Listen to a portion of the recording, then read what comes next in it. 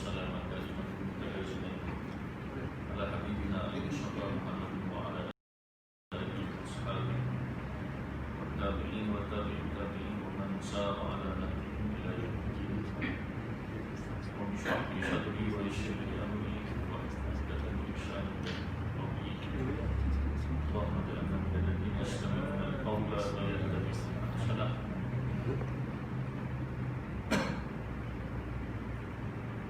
اللهم اجعل جمعنا هذا جمعا مرحوما وتفرقنا من بعده تفرقا معصوما ولا تجعل فينا ولا معنا شقيا ولا محروما. أما بعد حرمة الإيمان muslimin yang dikasihi Allah, alhamdulillah, syukur kehadirat Allah Subhanahu wa taala kita dapat bertemu lagi pada malam ini insyaallah untuk menyambung bacaan kitab terjemahan yang bertajuk Fiqhus Sirah, kitab yang dikarang oleh almarhum Guru Muhammad Sa'id Ramadan Al-Buki yang telah diterima oleh Al-Fadhil Ustaz Darus Sanawi. Dalam kuliah yang baru kita bertemu sahabat-sahabat insyaallah di halaman 189 di perenggan yang kedua.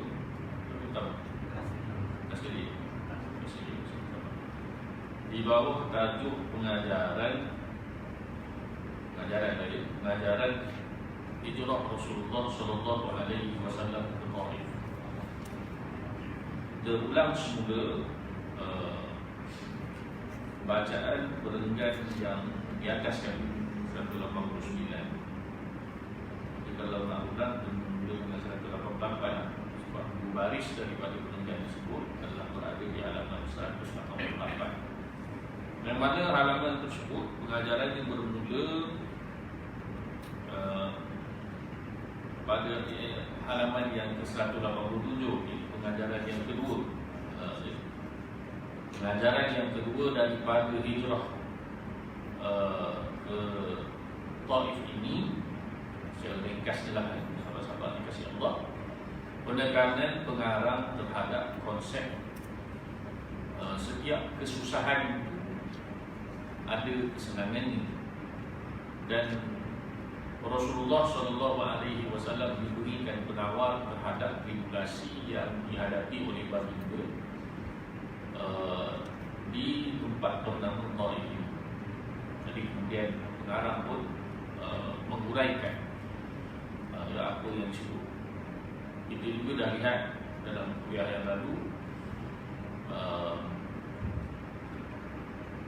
ayat yang diulang daripada surah Asy-Syarq ataupun Al-Insyirah, inna ma'al usri yusra, inna ma'al usri yusra, inna ma'al usri yusra, diulang dua kali. Dan dulu kita pun dah lihat tafsiran para ahli ulama terhadap perkataan al-us yang ada alif lam dan juga yus yang tidak ada alif lam. Apa indikasi dia? Kalau siapa yang mengenal atau ingat tu boleh lurus dulu lah. Itu juga pengarang ni bermula daripada perenggan ke-3 sebelum akhir surah 188 itu sebenarnya menukilkan tulisan seorang pengarang bernama Syekh Mustafa Shalih Al-Rafi dalam kitab beliau bernama Wahyul Qalam, yang memberikan perumpamaan ataupun gambaran betapa maknanya pertukaran keadaan Rasulullah daripada penuh dengan tribulasi kepada nikmat. Antaranya ialah Islam yang adas, khadam kepada dua anak Rabi'ah, mempunyai kebun tempat berhenti Rasulullah sallallahu alaihi wasallam. Jadi itu sehingga 188 itu yang terakhir sekali. Sebagai simbol juga agama Kristian telah memeluk agama Islam serta memberi tunduk ta'zim lantaran agama yang benar tetap dari yang benar, tidak ubah seperti hubungan dua saudara. Hubungan dengan dari peristiwa Andas yang masuk Islam itu ya. Kita sentuh juga sahabat-sahabat kasih Allah tentang secara ringkaslah tentang perbezaan antara agama Samawi dengan agama yang tidak disifatkan sedemikian. Kita sentuh juga tentang tertib perkara-perkara ataupun topik-topik utama dalam surah Maryam. Di awal surah Maryam itu cerita tentang para nabi, tentang ahlul kitab, dan juga sebahagian kesesatan mereka yang terlalu mengagungkan Nabi Isa sehingga menganggap Nabi Isa sebagai Tuhan. Dan dalam perbahasan lain dalam surah Maryam bercerita tentang bapa kepada Nabi Musa. Kita tak lihat kepada khilaf ulama, sebahagian ulama tentang bapa itu bapa tidak terpuas dari itu perbahasan lain. Jadi Dr. Wahbah Zuhaili menyebut tertib kesesatan, semuanya sesat kata. Tapi kesesatan agama bapa Nabi Ibrahim itu adalah lebih besar kerana menyembah selain daripada Allah. Orang-orang Kristian ini dia tersesat. Sumber agama pada asalnya adalah daripada wahyu Allah Subhanahu wa ta'ala. Jadi itu isu penghampiran agak dekat daripada sumber yang sama. Tidak ubah seperti hubungan dua saudara, tapi sesat itu sesat juga yang menjadikan Nabi Isa sebagai anak Tuhan. Kalau hubungan atau pertalian dua saudara itu ialah darah, maka hubungan agama dengan agama ialah fikiran yang seharus merujuk kepada situasi Andas daripada agama Kristian itu masih ini dengan Islam. Apabila melihat Rasulullah SAW, di satu sudut itulah sinar yang cuba diterangkan oleh Syekh Mustafa Shadiq Rafi'i. Ujung jalan itulah cahaya. Dan juga kaedah untuk pengajaran pertama yang cuba dibawa oleh Al-Marhum Dr. Muhammad Sani Ramadan Al-Buti. Di awal ibtilaat, di akhirnya adalah kenikmatan penawar.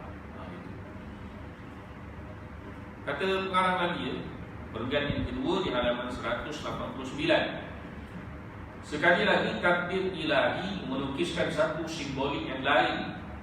Sedangkan ini masih lagi kalam ataupun tulisan Syekh Mustafa Shadiq Rafi'i. Sekali lagi takdir ilahi melukiskan satu simbolik yang lain. Setangkai buah anggur yang manis yang diberikan oleh Andas itu pada Rasulullah SAW. Dan melegakan tadi ialah tangkai dan cambangan. Siapa guru bahasa Melayu yang cerita bahasa Melayu dalam majlis saya tak cambangan ke jambangan. Jambangan agama Islam yang teragung kuat dengan ikatan kasih mesra.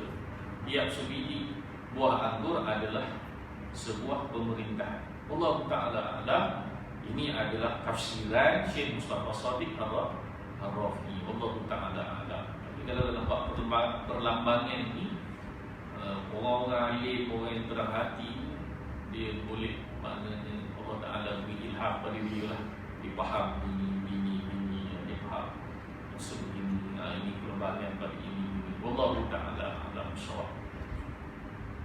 Tak tercecah oleh akal, tapi Syekh Mustafa Shadiq Rafi'i faham dia. Dia ada satu isu lagi, isu penterjemahan itu. Minta maaf saya tak sempat tengok, tak sumber dalam perkara ini. Mabat. Adapun pengajaran yang ketiga, bila dibaca pengajaran yang ketiga ini, sahabat-sahabat kasih Allah, saya berpandangan begitu dekat dengan diri kita lah. Kamu pada hari ini, kata pengarang, pengajaran yang ketiga, di sebalik penghijrahan Nabi ke Taif, tindakan yang diambil oleh Zaid bin Harithah mendedahkan diri beliau Apa maknanya mendedahkan? Maknanya menjadikan diri beliau itu sebagai pertahanan, benteng. Kita baca sebelum juga dalam bahagian awal tajuk ini dan kronologi peristiwa hijrah ke Taif itu, bila Rasulullah dibalik dengan anak-anak batu, dicederakan oleh sufaha, orang yang bodoh di kalangan sebahagian masyarakat Taif, dan juga kanak-kanak. Sahabat yang tampil mempertahankan ialah yang ada bersama dengan baginda pada waktu itu adalah anak angkat Rasulullah SAW, Zaid bin Harithah. Jadi dialah yang mempertahankan Rasulullah dengan batang tubuhnya. Tapi dia seorang kan. Ini 360 darjah. Kalau sepanjang jalan boleh jadi kiri kanan lah kan, berbalik kan. Dia tahan apa yang dia mampu tahan. Tu kalau dia orang beratur macam menyambut pemimpin lah, hari pasal kiri kanan lah. Kalau orang nak marah ni, dia bukan berbanding molek itu lah. Orang berjalan ni keliling semua banding pakai balik. Itu kita faham. Jadi mungkin ayat puisi kita apalah yang terdaya oleh Zaid bin Harithah untuk mempertahankan keseluruhan balingan-balingan tersebut. Dia pertahankan semaksimal yang dimampu. Kalau dia ada kemampuan, pasti dipertahankan setiap sudut tubuh Rasulullah daripada balingan batu itu. Kalau dia ada kekuatan tersebut, kita percaya itulah kehebatan Zaid bin Harithah. Sahabat-sahabat dikasih Allah, ketiklah saya fikirlah ini adalah ruang kita kreasi sikit. Siapakah Zaid bin Harithah? Zaid bin Harithah. Ismuhu wa nasabu, tidak ada dalam kitab tapi kitab lain ataupun artikel-artikel yang ditulis. Saya tengok artikel ni konsisten dalam beberapa artikel lain. Nama dan juga nasab keturunannya. Nama beliau ataupun nasab keturunannya Ibni Syarahib atau Syarhabin. Dia kata begitu. Ibnu Syarhabin, dia kata gelar dia bin Ka'ab bin Abdul Uzza bin Yazid bin Amr bin Qais bin Amir bin Umayyah. Berapa keturunan nama dia diingat, maknanya nama ayah datuk ni moyang dia. Zaid bin Harithah bin Syarahib ataupun Syarhabin. Digelar sebagai Al-Amin, Aminul Ummah. Itu kita Al-Amin, ketua. Digelar juga Asy-Syahid, orang yang mati syahid. Yang disebut namanya di dalam surah Al-Ahzab. Saya rasa antara satu-satunya sahabat yang disebut nama ini. Falamma qadha bin Zaid bin Harithah, ada Imam Bukhari. Ini ayat nama Zaid bin Harithah ini berkahwin dengan Zainab binti Jahsy. Alhamdulillah. Lepas tu tak boleh pergi sahabat-sahabat kerana kedudukan dari sudut kedudukan masyarakat lah. Zainab binti Jahsy tak sedar kedudukannya tinggi. Jadi Zaid bin Harithah sahabat yang hebat, tapi tak sama kedudukan dengan dalam masyarakat lah. Jadi situasi itu agak tak berapa kena perkahwinan tersebut. Lalu Zaid bin Harithah menceraikan. Dan Allah Subhanahu wa taala mengarahkan Rasulullah sallallahu alaihi wasallam mengahwini Zaid bin Zainab bin Jahsy. Sahabat-sahabat insyaallah. Ulama bahas dari sudut fawaid fiqhiyah, faedah fiqh. Antaranya lah membatalkan anggapan masyarakat jahiliyah anak angkat tarafnya seperti restu nasab lah, kasih sayang, itu cerita lain lah. Ini implikasi hukum sahabat-sahabat pada masyarakat jahiliyah. Bila anak angkat mesti macam tu lah, sehingga nama pun dipanggil seperti bapa angkat ni. Ahmad atau Fulan bin bapa angkat. Tak boleh. Hendaklah dinamakan dengan nama bapa ni yang sebenar. Jadi disebut nama Zaid di dalam surah Al-Ahzab. Nama sahabat lain pun tak. Rasanya tak ada. Satu-satunya nama sahabat disebut Zaid bin Harisah. Tak ada bin Harisah. Zaid disebut di dalam Al-Quran Al-Karim. Adapun sahabat-sahabat yang lain disebut secara kata-kata lama. In huma fil ghar id yaqulu li sahibihi la tahzan. Ketika mana mereka berdua, siapa mereka berdua? Rasul sallallahu alaihi wasallam dan juga Sayyiduna Abu Bakar As-Siddiq radhiyallahu ta'ala, tapi tak sebut situ Abu Bakar. Begitu juga surah Al-Lail dan sebahagian tafsiran. Wal-laili idza yaghsha wan nahari idza tajalla wa ma khalaqal dzakara wal unsa. Atau apa ayat? Fa amma man a'ta wattaqa wa saddaqa bil husna. Para ulama tafsir mengatakan siapa tu? Amma man a'ta wattaqa, ada orang yang memberi dan juga bertakwa. Sebagian ulama mengatakan maksud ayat ini ditujukan kepada Abu Bakar As-Siddiq. Tapi tak sebut nama. Tapi saya sebut nama. Di surah Al-Ahzab disebut sebagai Sayyidul Mawali, penghulu bagi Al-Mawali. Mawali ini apa? Kalau kita terjemah hamba-hamba, tak sudah ada penghulu bagi hamba-hamba. Sistem masyarakat dahulu pada zaman Rasulullah dan sebelum kebangkitan Rasulullah, ada apa, orang lain itu masalah, orang lain itu cuma satu makna, hamba juga. Tapi maula ni macam ni, orang khadam lebih orang gitu. Khadam pun tak sedap juga. Kita pada Allah bukan sedikit rambi lah. Chief khadam, apa? Oh, kerja apa? Saya khadam. Oh, tak sedap juga. Orang yang bagi servis, kalau guna perkataan butler tu apa? Best je lah. Kita butler. Oh, okay. Macam cerita Batman lah. Siapa ni nak cerita Batman? Ini nak cerita Batman. Saya seorang ni lah nak cerita Batman. Cerita Batman ni kan Batman ni dia hebat terlompat sana sini. Dia hebat tu sebab ada pembantu tu. Nama dia Alfred. Dia main. Saya ingat kalau cerita Batman tu dia main. Alfred, orang putih panggil butler kan.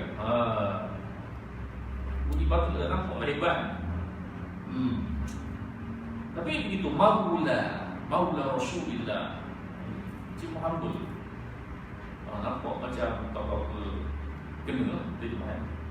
Tapi antara gelaran Zaid bin Harisah adalah Sayyidul Mawali, hamba-hamba orang yang bagi servis pada orang. Dia lah penghulu. Sebab apa? Sebab dia jadi penghulu. Masya Allah. Tidak lain dan tidak bukan kerana dia adalah Maula Rasulullah, orang yang bagi servis kepada sebaik-baik makhluk Allah Subhanahu wa ta'ala. Siapa dia? Rasulullah. Sebab itu dia jadi hebat. Segala yang kena-mengena dengan Rasulullah semua jadi hebat lagi. Semua yang kena-mengena dengan Quran pun jadi hebat lagi ke sahabat-sahabat Ahlul Quran, orang yang dapat dengan Rasulullah pun begitu. Itu yang cerita capai itu kan. Cerita capai, isu capai maksud saya, orang bebat tentang pakai piah ada lambang capai dan sebagainya. Sahabat-sahabat follow sendirilah perdebatan tu. Saya switch on je. Ustaz tu betul. Orang mendamai dia timbul ke isu pula. Lepas tu dia biar begitu saja.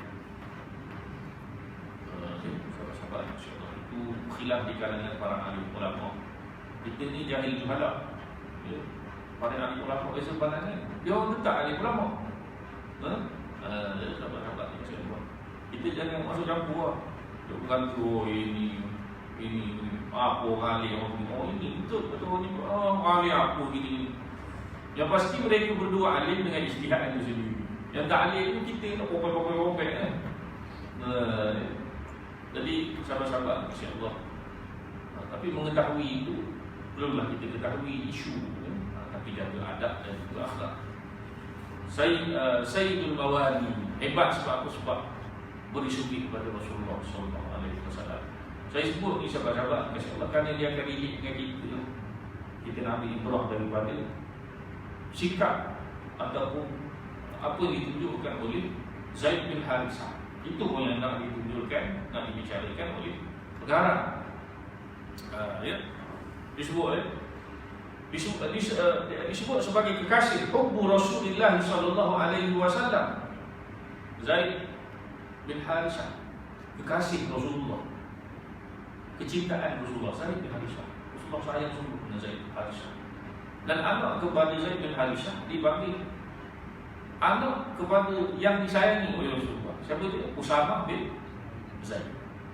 Rasulullah sayang, Rasulullah pesan kepada Abu Bakar Siddiq ataupun kepada umat Islam sebelum menghantar, sebelum wafat Rasulullah, sebelum menghantar satu bala tentera, supaya bala tentera ini dipimpin oleh Usamah bin Zaid. Umur berapa? Masih muda, remaja. Sehingga selepas wafatan Rasulullah, Abu Bakar Siddiq berkeras nak mengekalkan Usamah anak kepada Zaid bin Harithah ini sebagai panglima tentera batalion yang besar itu. Dia ada sebahagian sahabat tak setuju. Dia tak setuju sebab Zaid ini muda sangat, pilihlah orang yang berusia. Saya tak ingatlah boding Abu Bakar Siddiq, tetapi secara maknanya Abu Bakar tidak mahu mengubah apa yang telah diperintahkan oleh Rasulullah ataupun yang telah ditetapkan oleh Rasulullah. Tetap juga hantar Usamah bin Zaid, anak kepada orang yang dikasihi oleh Rasulullah SAW. Saya jumpa Rasulullah kepada Zaid bin Harithah. Kita bila buat statement itu, dia tak mengandung makna penafian, sahabat-sahabat, penafian pada yang lain. Orang kita kan selalu begitu. Saya sungguh Rasulullah kepada Zaid bin Harithah. Lepas kita pun kata-kata faham, oh yang lain sahabatnya Nabi tak sayang ke? Kan? Hebat usul fiqh kita lah. Daripada statement tu kita istimbat makna yang berlawanan. Tak, bukan itu makna. Yang lain tu faham juga. Tapi bila kita buat statement, kita nak bagi tahu Zaid bin Harithah ini istimewa. Istimewa. Ya.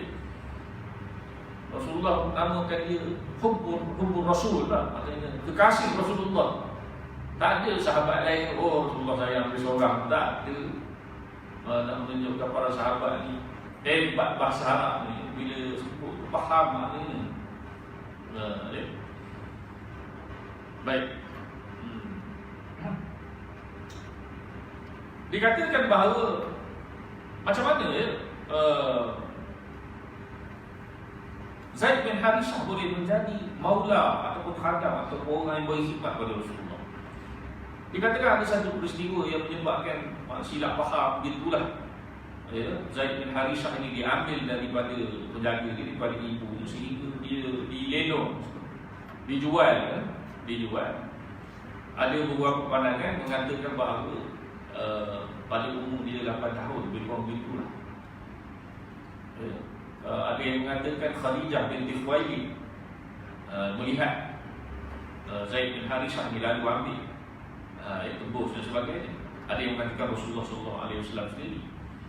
Itulah hilangnya. Jadi sejak itu, bila diambil sahaja Zaid bin Harithah ini, ada yang mengatakan bila Khadijah tebus atau membeli Zaid bin Harithah, menyelamatkan beliau, lalu dihadiahkan kepada Rasulullah SAW sejak umur 8 tahun. Dan ada riwayat mengatakan Zaid bin Harithah ini pada suatu hari didatangi oleh keluarga, minta balik, maknanya mereka nak supaya Zaid ini kembali semula kepada mereka. Lalu Rasulullah kata, tanyalah sendiri pada Zaid bin Harithah. Tanya pada Zaid tak nak balik, nak duduk dengan Rasulullah. Sayang dia pada Rasulullah. Jadi kalau tak nak balik itu maknanya apa, sahabat-sahabat? Maknanya orang yang dia berada bersamanya tu hebat. Cuba ginilah, jumpa yang muda-muda lah, yang berusia ni dulu-dulu lah, 10 tahun dulu, 20 tahun dulu, yang muda-muda ni kan.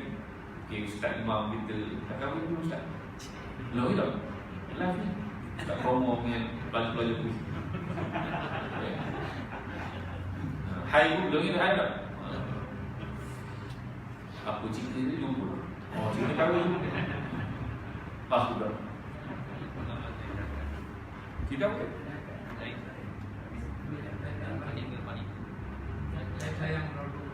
Apa dia? Surah pada Nabi. Ya. Tu saya fikir bibi pasal menyalahkan fikir bibi. Jadi bila jumpa Zaid bin Harithah itu, keluarga ni tanya, keluarga ni minta balik dan jumpa Rasulullah minta Zaid. Jadi dia tak nak balik sebab dia selesa, dia sayang semua dengan Rasulullah, pilih nak bersama dengan Rasulullah. Suka macam kita lah. Itu cerita dia. Suka macam kita masa ada anak kecil sahabat-sahabat, dia kerja, mesti buka je. Anak kecil hantar mana? Hantar dia sendiri. Saya mesti itu sikit. Saya hantar pengasuh. Kita hantar pengasuh orang. Dia duduk mengasuh, kita dekat habis office hour, kita nak pergi ambil. Betul pergi ambil, dia kata, ayah tak payah datang ayah. Ayah pergi balik lah, duduk sini lah. Duduk kat rumah Umi. Tak apa ayah, esok ayah datang. Kita dengar sudah lah. Tapi dari satu sudut indikator baru pengasuh kita pilih tu, hai baik. Anak saya kena sahabat-sahabat. Anak saya nombor 3 lelaki. Pergi hantar masuk prasekolah 4 tahun. Dia nasihat kat saya, ayah tak payah ayah hantar prasekolah ni susah. Dia kata, hantar pergi rumah Umi sudah. Umi dia tu pula boleh counting dengan dia. Tak payahlah, kata dia tak nak pergi duduk dengan saya sudah ustaz. Kena lah. Jadi kalau begitu, maknanya orang yang bersama menjaga itu, kita rasa aman pada dia. Jadi kalau Zaid bin Harithah ini tidak mahu pulang kepada keluarga ini, Allah Akbar, ini menunjukkan kehebatan Rasulullah. Dan Zaid bin Harithah, seingat saya, pernah sebut Rasulullah tidak pernah marah. Ini kita yang boleh lawan, tapi kena tidak jadikan kedua. Rasulullah tidak pernah marah. Kenapa kau buat gini, tak masuk. Kan kalau baik kau buat gini pun tak masuk. Kita tak payah tunggu khatam, mau tak? Anak kita sebenarnya apalah penuh. Itu kita ada masalah. Baik, itu Zaid bin Harithah, sahabat-sahabat kasih Allah. Allah Akbar. Ada juga riwayat Zaid bin Harithah ni, biasa kita dengar hadis tentang Abu Talha kan, lan tanalul birra hatta tunfiqu mimma tuhibbu, daripada surah Al-Imran ayat 74. Ayat pertama saya juga akan lan tanalul birra. Abu Talha yang dia ada kebun di Bayroha ada itu, tapi sebenarnya ada riwayat mengatakan Zaid bin Harithah begitu juga. Bila turun saja ayat itu, dia juga respon, dia bagi ke benda yang harta yang dia cintai kepada Islam, perjuangan Islam. Ada dalam riwayat. Itu Zaid bin Harithah secara ringkas, sahabat-sahabat yang dikasihi Allah. Ya. Baik. Membentengkan dirinya kepada serangan anak-anak nakal agar anak-anak batu yang dilontar kepada Rasulullah tidak membahayakan Rasulullah sehingga terluka kulit kepalanya di beberapa tempat. Kulit kepala siapa? Zaid bin Harithah. Jadi berparut, kalau luka kan berparut, dan parut itu menjadi saksi bahawa ingat dia berjuang untuk agama demi Rasul. Kita baru banyak parut yang juga ada kerana mempertahankan agama. Parut boleh jawab, saya ada parut sudah. Bukan parut jawab, luka dan sebagainya, menembat kan, ada. Tapi kita tak pastilah itu kerana mempertahankan agama. Ataupun meneruskan sunnah kehidupan seharian seorang muslim ini. Bekerja kan, dapat kecederaan, bukanlah dikeji tak. Kita pun tidak mahu Rasulullah ajar supaya kita minta dijauhkan musibah. Sahabat-sahabat kasih Allah. Tapi hebat orang yang mendapat kecederaan kenapa? Kerana mempertahankan agama. Orang yang mendapat kesusahan kerana mempertahankan agama. Tapi sekali lagi Rasulullah tidak ajar la tatamannau liqa al-adu, kata Rasulullah. Secara khususnya maknanya gini, janganlah kamu berangan-angan untuk bertemu dengan musuh. Jadi kita boleh fahamlah makna umumnya. Islam ini tak mengajar kita supaya berharap kita mendapat. Tak. Tapi dalam hati itu Nabi kata, tapi bila kamu hadapan musuh, jangan lagi. Itu pula. Jadi kalau kita bertemu dengan satu musibah, bersabar, kena ikut cara Islam. Tapi janganlah overconfident bila musibah nak datang menguji aku. Dah lama comfort zone, tiba-tiba buat statement itu, tunggu lah. Kita tidak diajar untuk meminta-minta perkara seperti itu. Sebab tu doa kita kan ulama ajar, Allahumma inna nas'aluka salamatan fid din, selamat dalam agama, wa afiatan fil jasad, keafiatan pada tubuh badan. Itu agama kita ada. Allahumma inna na'udzubika minal baras wal junud wal juzam. Ya Allah, kami minta berlindung denganmu daripada penyakit-penyakit campak, ulit, junud, gila, min sayyid asqam, dan maknanya penyakit-penyakit yang berbahaya lah. Penyakit-penyakit berbahaya. Ini Islam ajar kita. Wala tulqu bi aydikum ila tahlukah, janganlah kamu mencampakkan diri kamu kepada kebinasaan. Ayat-ayat seperti ini mengajar kita prinsip-prinsip umum dalam agama supaya hifdzu an-nafs, menjaga diri. Menjaga diri. Baik. Tindakan ini adalah sebaik contoh yang mesti dicontohi dan dilakukan oleh setiap Muslim. Sahabat-sahabat kasih Allah, iaitu tuntutan mempertahankan. Kalau kita melihat kepada peristiwa ini, tuntutan mempertahankan Rasulullah SAW. Sahabat-sahabat kasih Allah, sebelum mana-mana individu di atas muka bumi ini nak mempertahankan Rasulullah, perlu kita ingat, yang pertama sekali mempertahankan Rasulullah siapa dia? Allah Azza wa Jalla.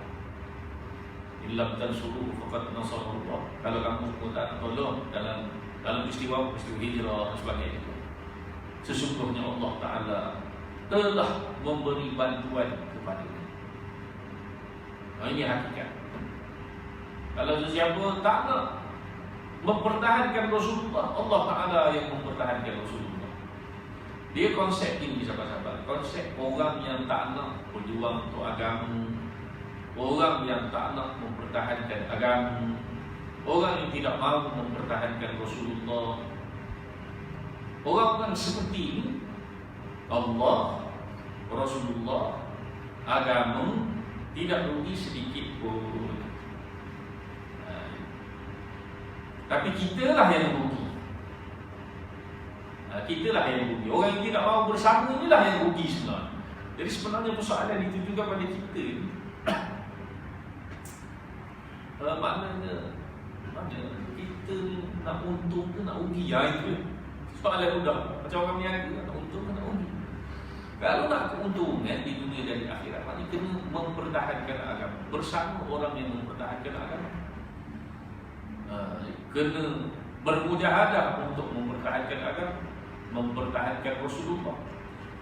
Dan bila sebut mempertahankan ini, dia termasuk dalam al-istita'ah, kerangka kemampuan mengikut kemampuan masing-masing.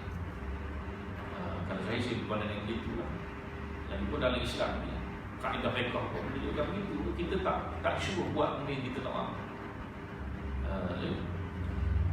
Kalau nak berceramah tak, sahabat-sahabat dengar ustaz-ustaz berceramah, kita perlu mempertahankan Islam. Ini betul. Jangan kita set up kita kena buat sebiji macam ustaz kata buat, kena berceramah. Sedangkan kita tidak mempunyai kemampuan itu, sama ada dari segi kemahiran komunikasi ataupun platform yang diberikan kepada kita, ataupun ilmu yang Allah Ta'ala berikan kepada kita. Tapi Allah Ta'ala beri kita kemahiran yang lain, benda yang lain yang tak ada pada ustaz. Sahabat-sahabat, Mari multimedia ataupun kalau yang berkaitan dengan internet, Facebook, apa orang kata sosial apa? Media sosial, medsos. Kadang-kadang orang macam saya ustaz ni, umumnya jahil tuki ni lebih berhenti. Kan? Dia nanti cakap ustaz, nanti cakap baca buku itu. Itu paling basic. Orang lain mungkin dia boleh buat lebih efektif daripada seorang ustaz ceramah. Sahabat-sahabat kita semua.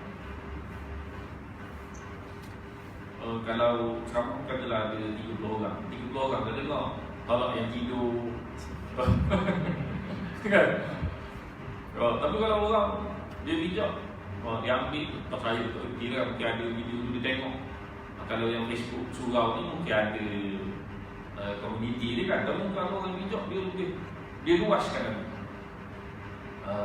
Dan alal khair kafa'ilihi, orang yang menunjuk kepada kebaikan seperti orang yang buat kebaikan sama-sama.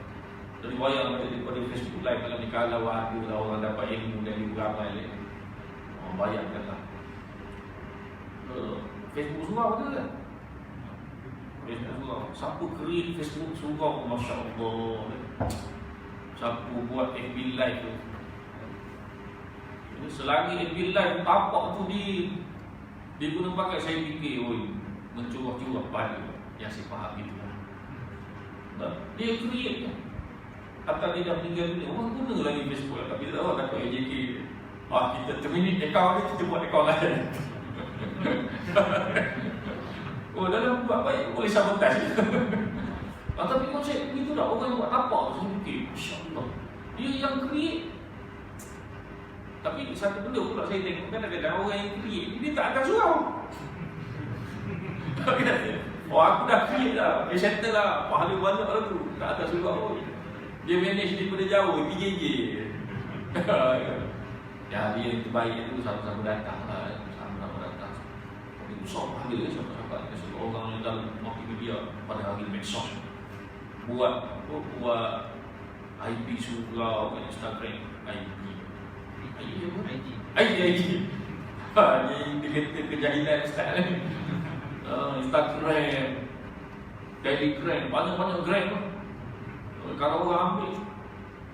Tapi perlu difahami sahabat-sahabat dikasih Allah, dia adalah platform kepada pengetahuan. Tapi dia bukan majlis ilmu. Dia tak cukup sebenarnya, tak cukup. Dia ada hati surau. Saya cadang supaya buat gini-gini. Kalau orang sebagainya dikit tu dia tak berapa dia. Bukan tu ustaz kalau buat dalam kuliah tu dalam seminit tu ustaz boleh tak? Dia jadi lain tu kalau seminit tu dia sekadar kita baca hadis pencetus nak tarik secara umum dia. Jadi kalau majlis ilmu ni dia kena ada proper waktu dia berkitab dan sebagainya. Ada mungkin sebagai orang begitu approach tak dalam dalam dia punya kefahaman dia. Dia fikir cara dakwah dia berbeza. Sahabat-sahabat dikasih Allah, apa cerita dia? Tuntutan mempertahankan Nabi SAW. Itu dia. Allah Subhanahu Wa Taala yang mula-mula mempertahankan Rasulullah SAW. Wallahu ya'simuka minan nas. Allah lah yang memelihara engkau daripada manusia. Maksud pemeliharaan ini ialah dibunuh. Tapi adakah Rasulullah tidak mendapat sebarang kecederaan dalam peperangan Uhud? Rasulullah dapat kecederaan. Dalam Taif yang kita baca, Rasulullah dapat kecederaan. Tetapi al-ismah itu penjagaan itu daripada kecederaan yang kemudaratan yang boleh membuatkan maknanya terhentinya dakwah Rasulullah SAW. Itu janji daripada Allah Subhanahu Wa Taala. Begitu juga sirah Rasulullah SAW, sahabat-sahabat kasih Allah. Kita lihat para sahabat sendiri mempertahankan Rasulullah SAW. Bukan saja Zaid bin Harithah. Dan cara mempertahankan Rasulullah ini sebagaimana yang saya sebut tadi sahabat-sahabat, dengan berbagai cara. Dengan berbagai cara. Ada yang mempertahankan Rasulullah sebagaimana Zaid bin Harithah dalam peperangan Uhud. Ada satu banyak situasi Rasulullah diserang oleh musyrikin Quraisy. Lalu sebahagian riwayat ada seorang Ansar datang mempertahankan. Yang mana riwayat itu tak sebut siapa nama Ansari, tak tahu. Lalu dia mempertahankan Rasulullah dan dia dibunuh. Kemudian mari lagi seorang sahabat Nabi mempertahankan Rasulullah, berjuang mempertahankan Rasulullah sallallahu alaihi wasallam. Ada seorang sahabat berjaya membunuh berbelah-belah musuh